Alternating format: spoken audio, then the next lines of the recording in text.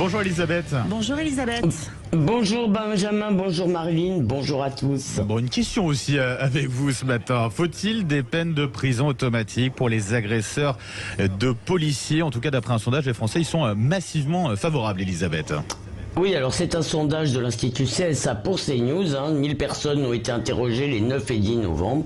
Et selon cette enquête, 82% de ces Français sont favorables à une peine de prison automatique pour les agresseurs de policiers. 51% ils sont tout à fait favorables et 31% plutôt favorables.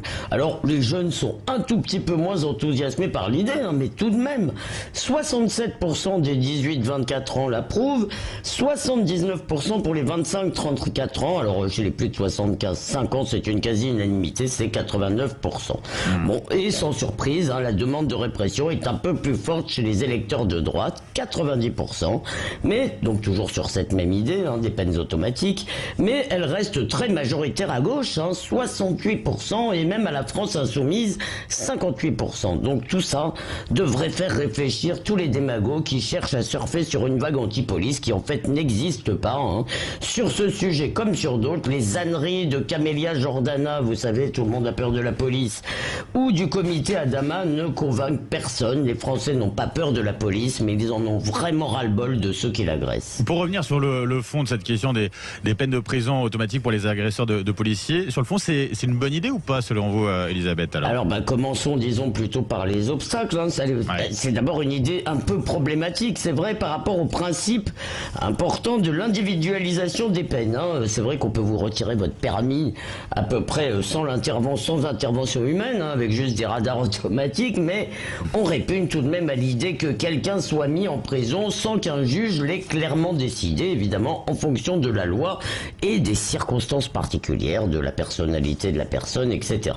Mais seulement le problème, c'est que les agressions, les guet-apens, les tentatives même parfois de meurtre ou les tabassages de policiers, et puis pas seulement de policiers, on pourrait citer les pompiers et bien d'autres, tout ça se multiplie et la sanction pénale n'est pas à la hauteur, c'est un euphémisme, et elle n'est donc pas dissuasive. Et pourquoi?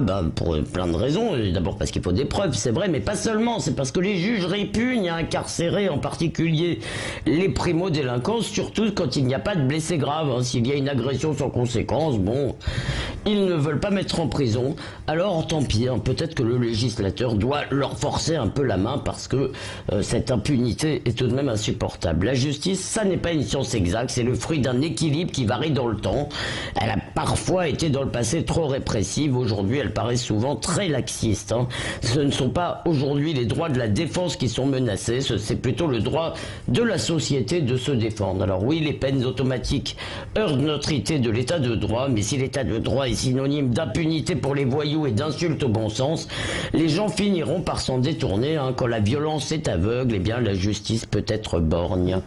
On posera la question d'ailleurs, tenez, à Philippe Bilger qui sera avec nous à 8h45. Merci beaucoup, Merci, Elisabeth. Merci à vous.